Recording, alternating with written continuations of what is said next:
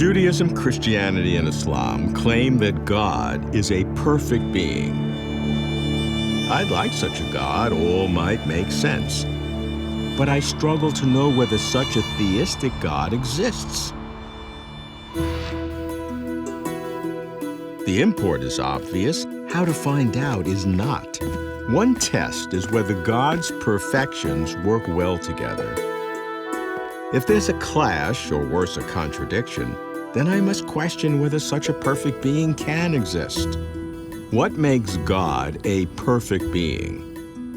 The theistic claim is that God is all-powerful, all-knowing, all-good, and also all-free. What does it mean for God to be all-free? Must God be able to do absolutely everything? Can God be brave? Well, nothing can threaten God. Can God improve? Was not God already perfect? For God to be God, how can God be constrained at all? How can God not be free?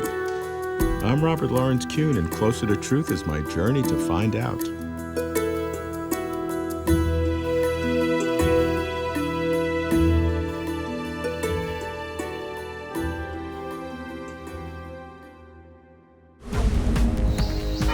I've decided to stress test God.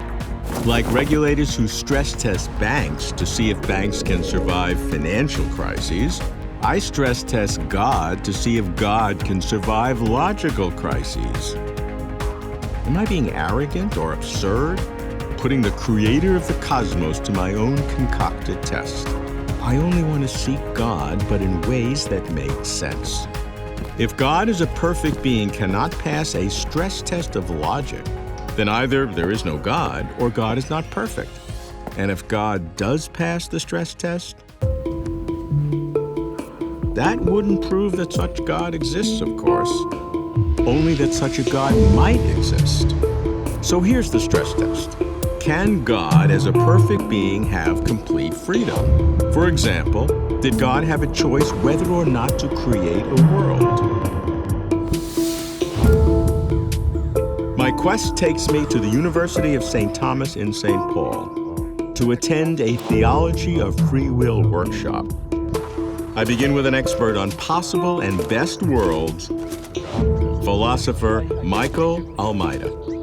Michael, I'd love to know whether God exists, and one of the ways I like to test it is to ask questions about what this God would be like. And one of the interesting areas is so-called God's freedom. Could God, in God's freedom, have decided never to make a created world? If you're asking me, could he have created a world in which there aren't any contingent beings like you and I? Yes. Could he have created no world at all? No. So no matter what he does, there's a world.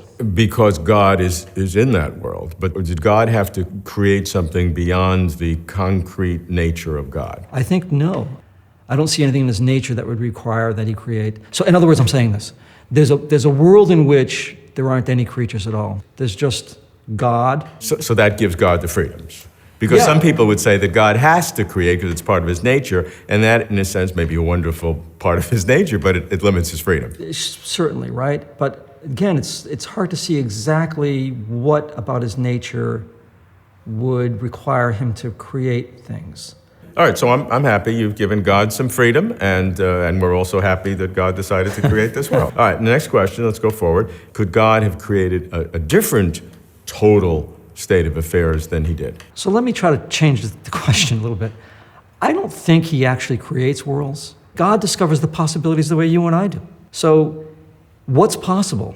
Here's one thing, this table could have been 3 inches to the left. We both agree that's possible. There's a world in which that's true. Right. It's not the actual world, right?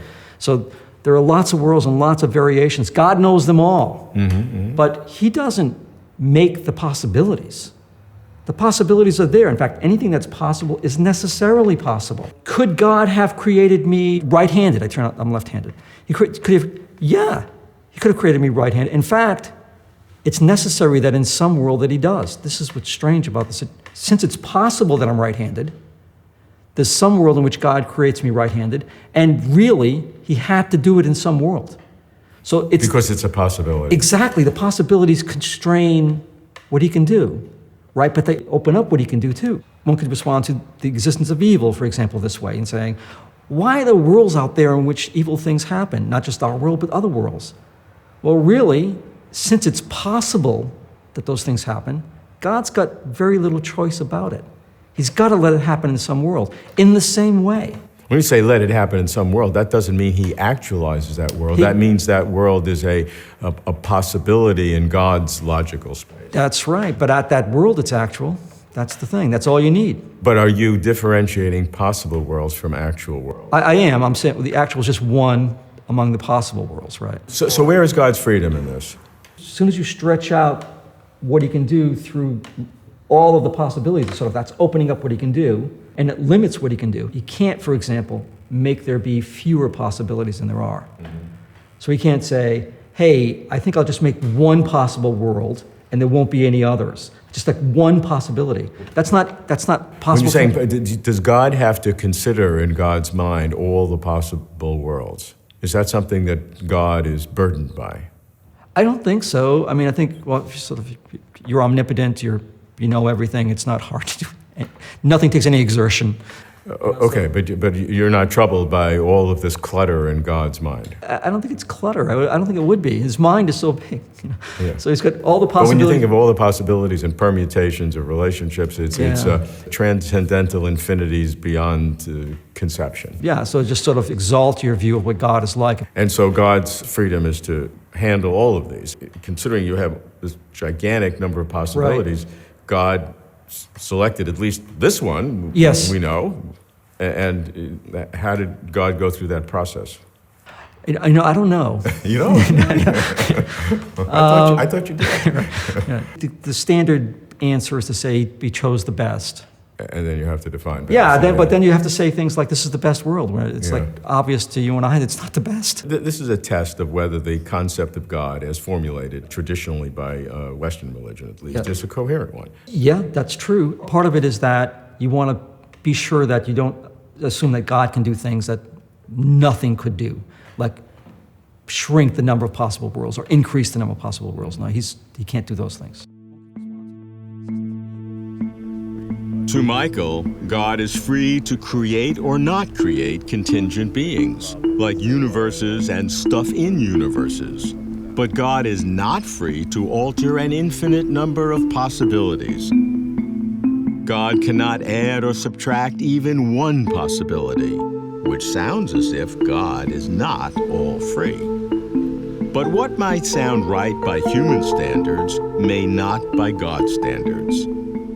God, if there is a God, cannot be a superhuman. God, if there is a God, must be radically other. I ask a philosopher of religion with a radical understanding of God's options and freedom, Hugh McCann. Well, what it means to me to say that God is free is simply to say that his action is not hemmed in or confined or constrained by any consideration whatever. Now that definition sounds constrained to me because you didn't say that God is free to do anything. No, I didn't. And the reason is because that suggests that prior to God taking action in one way or another, that there are these prior options. I think what gets us in trouble in thinking about divine freedom is more than anything else what I call the deliberational model of creation, according to which there are these prior options that are available to God in one way or another. And then he evaluates them, selects the best one, and realizes it in existence. Then you have a twofold problem. One is you have to ask, where did the prior options come from? And there are two possibilities. You could say, well, God created those too, in which case you say, well, why bother them? Why not just go ahead and create the world rather than creating the possibilities and then creating the world? Are there possible possibilities that you're selecting them? You know, he's not going to create the possibilities by considering options, right? Because the possibilities are the options. So that's the first thing. Or you might say that God doesn't create the options. If he doesn't create the options, then it seems to me like they're constraining him because he has to depend on them being available in advance in order to be able to create. They're there, and he just picks the one that he picks what's best. So that introduces dependence in God, and so you don't want that either. Well, then it doesn't really look like these advanced models or advanced possibilities for creation are going to be a very helpful thing. They're going to be more trouble than they're worth. But there's a second dimension to the problem, and that's that if they are available in advance, then we're tempted to think that God is going to be constrained to pick the best one, if there is a best one, constrained by, I guess, some prior disposition on his part to behave well. He can't resist. He says, got to go ahead and do it. And if, in fact, there are no prior possibilities, then God isn't compelled to produce the best one, even if he does have an inveterate disposition to be a nice guy. There's nothing to be a nice guy about until the world gets created, and then the problem's over with. There is an internal coherence of what you say. It sounds so fantastic in the worst sense of the word, in the sense that it's hard to believe that anything like that, like this whole world, could come about just like that's the only way without any possibilities. This just has to be this way. Right. I mean, that just attacks all credulity. What you're saying is, in order for God to be coherent in the sense of being free, that there is only one way that things could happen. No, I'm not. Because that's talking about prior possibilities or prior necessities. There's not one way. There are no coulds. But then you're saying that it was impossible for there even to have been any other possibility other than the it that there is, in some hard sense. I'm not saying that, because that is suggesting a constraint, that it had to be the way it went. It didn't have to be the way it went. It just went the way it went. And now, once it's gone that way, now we can start talking about possibilities. We can look at the world itself and we can say, well, it looks to me as though there could have been, let's say, 4 volcanoes on Hawaii instead of 2 or 3 or whatever it is, right? But if you're talking about the position of God as creator, okay, prior to creation, there's no Hawaii to be talking about. There's no anything to be talking about. There's no anything to be talking about. There's no such thing as a volcano. There's no such kind of thing as a volcano. There's nothing.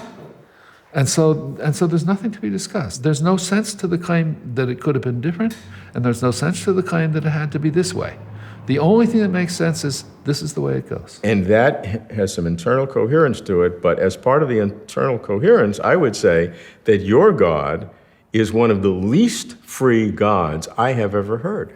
Well, we're going to wind up discussing, if you put it that way, what freedom is for God. And freedom, as I see it, is simply that God's action not be constrained. And it's certainly not constrained on the view that I have, because there are no prior possibilities that he's dependent upon. There are no prior necessities that he's driven to realize. There's just what he does. What Hugh claims, no prior possibilities when God created the world, seems to straitjacket God. Seems to allow God no freedom whatsoever. No prior possibilities, it sounds ludicrous, but I find myself oddly attracted. Could it be, from a God-plane perspective, possibilities are the straitjacket, not the absence of possibilities? So one philosopher has God facing an infinite number of possibilities, another, no possibilities at all. That sounds like philosophers. Though the two philosophers disagree on God's relationship with possibilities, both limit God's freedom. I like radical conceptions of God. If there is a God, it's not whether our conception of God is too radical, but whether our conception is radical enough. I continue my pursuit of God's freedom by exploring the mysterious classical claim that God has no parts, that God is simple. What's the relationship between God's simplicity and God's freedom? I asked the organizer of the Theology of Free Will workshop, philosopher Matthews Grant. What does divine simplicity say? Well, God has no parts. The divine essence or substance is not composed in any way. But it also holds that God doesn't have any intrinsic accidents distinct from the divine substance. So why does this pose a puzzle for divine freedom? Well, if God doesn't have any intrinsic accidents, then it looks like God's willing, God's choosing, would just have to be identical to the divine substance, the divine essence. Then it looks like to be God just is to will to create the world. It looks like God could not have done otherwise than create. Which is the opposite of freedom. And then freedom looks like it's out the window. Yeah, Yes. yeah. So I think the solution to this is to deny, in fact, that God's willing, God's choosing, God's creating is identical with the divine essence. Instead, what we want to understand is for God to create is just for God to bring about the world. But God's bringing about the world is not anything intrinsic to God, much less is it identical with God himself. God's bringing about the world just is the world quad-dependent on God, or the world with a relation of dependence on God. And if you sort of point to what is creation, what is the act of creation, or what is the act of God's willing the world, it's not anything in God. Rather, it's something extrinsic to God. Then you can reconcile divine simplicity with divine freedom. So with this sequence of events, walk me through where the creative act then is consistent with God's freedom. So you think that there's first sort of inside the creator, inside the agent, there's first some sort of mental act of volition or something like that. And then subsequent to that, there is the product, as it were, right? That which is being created. I want to cut out that first part. I want to say that there isn't in God a decree or a volition. Yeah. My solution is to say that it's a mistake to identify God's willing with respect to creatures as something intrinsic in God. The willing? The willing with respect to creatures is not intrinsic to God. The willing is not intrinsic? It's what we might call an extrinsic property. The willing? God's willing. The That's willing right. is extrinsic? Yes. That's that right. sounds like you're cheating. Yeah. Well, I don't think so. I think there are parallels here in non-theistic contexts. So you have a case where you have an agent whose act consists in the bringing about of some effect. What this suggests is that you can have this effect that is distinct from an agent, which is related to the agent by way of a kind of dependence, right? Mm-hmm. I want to say there's something similar in the case of God and the world, right? The world is related, has a dependence relation on God. And I want to say what that is God's willing the world. So his bringing about the world is the world's dependence relation to God, because God's bringing about the world for some sort of reason. And I think it's plausible to move it outside of God, to think of God's causing the world to be simply the world with a relation of dependence on God. It need not be something that is intrinsic to God. So that enables you to maintain divine simplicity, God's freedom, and God's the creator in a very harmonious package. That's the idea. Several core theistic doctrines do seem to fight God's freedom. I could be wrong, but I cannot here deny this apparent conflict. Perhaps the problem relates to freedom, in other words, to free will. So here's another kind of stress test. Not a stress test of God, but a stress test of free will, using God to apply the stress. Like physics can be advanced by the extreme conditions of a black hole, so free will can be advanced by the extreme conditions of a supreme being. Under what theological conditions is free will stressed most? When God's knowledge of the future is involved. The tension between God's foreknowledge and God's free will is perplexing.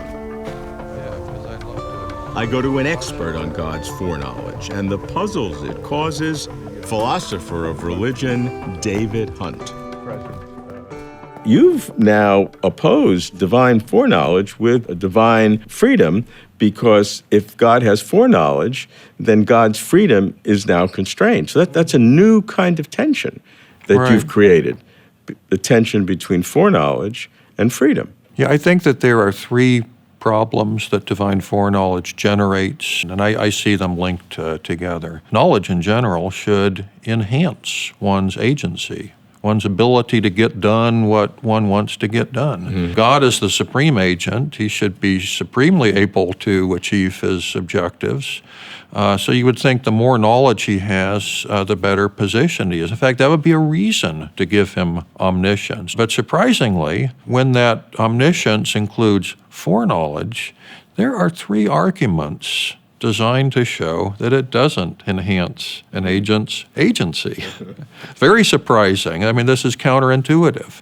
And the traditional divine foreknowledge argument, which is set up as a conflict between divine foreknowledge and human freedom, and can equally well be set up as a conflict between divine foreknowledge and God's freedom, because if he really does know everything, if his foreknowledge is exhaustive, that's going to include not only my future actions, but his future actions. So if that's a good argument, it's going to cause a problem for God's freedom as well. I call that argument the problem of theological fatalism. That's fairly traditional in the literature, but I have to come up with my own names for the 2 others that I see as somehow linked here. So suppose that some months ago I wondered whether I should come to a particular philosophy conference. If things go well at the conference, then I'll be glad I went. But how will I know that? Suppose time travel is possible, and I get a time-traveling team of photographers to get in a time machine, go to the conference, take a video of my session, and come back and show it to me, so I can see how it went. So I know exactly what I'm going to do, and I'm facing a foreknowledge problem. I know what I'm going to do. How can I act otherwise? So that illustrates that problem, the traditional problem. But here's a couple of other problems. Once I get to the conference, am I going to just go through the motions? I mean, I already know what I'm going to do. Can I approach my session as an agent would normally do, deliberating about what to do, Control of your own actions. Yeah, I may approach my session as a passive agent, just going through the motions. And then also, I call that the problem of, in the divine case, divine passivity. Because God knows what God is going to do, that means God is subject to those forces and has no agency at that moment. Right. Because God couldn't have been wrong when he knew that some time ago. One cannot deliberate over what one already knows is going to happen. And that's the issue here. Deliberation here is just an important part of what agents do. We form intentions about our actions. Otherwise, they're not intentional actions. They're not really cases of agency. So if something like that principle is right, I'm going to suffer from agential sclerosis because I already know what I'm going to do. Right. So we had divine fatalism, divine passivity. And there's a third. The last problem I call, in the divine case, the problem of providential futility.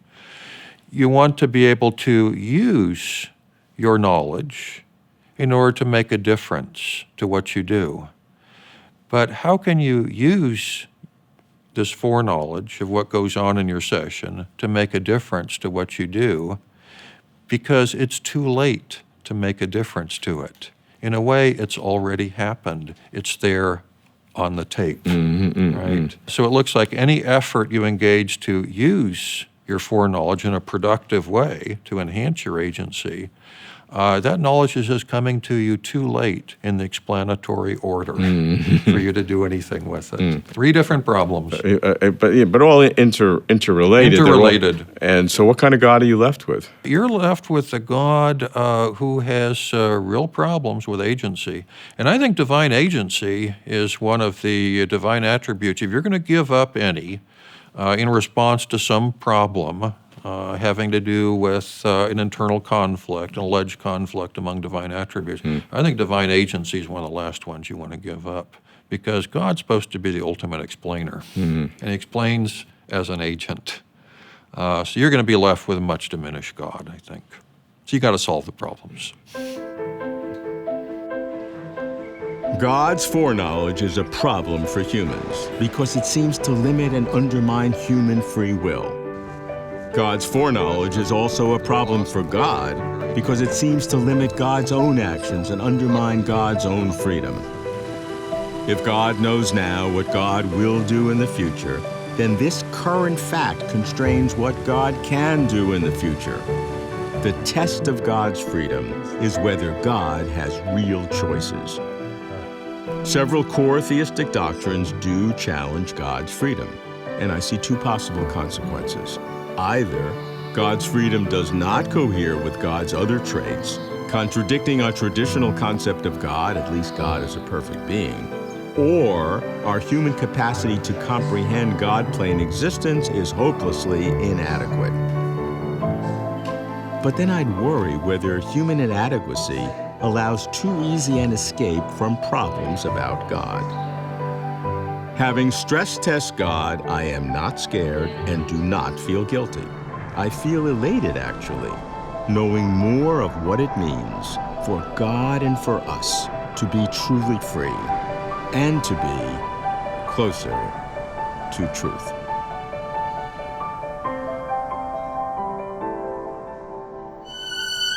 For complete interviews and for further information, please visit closertotruth.com.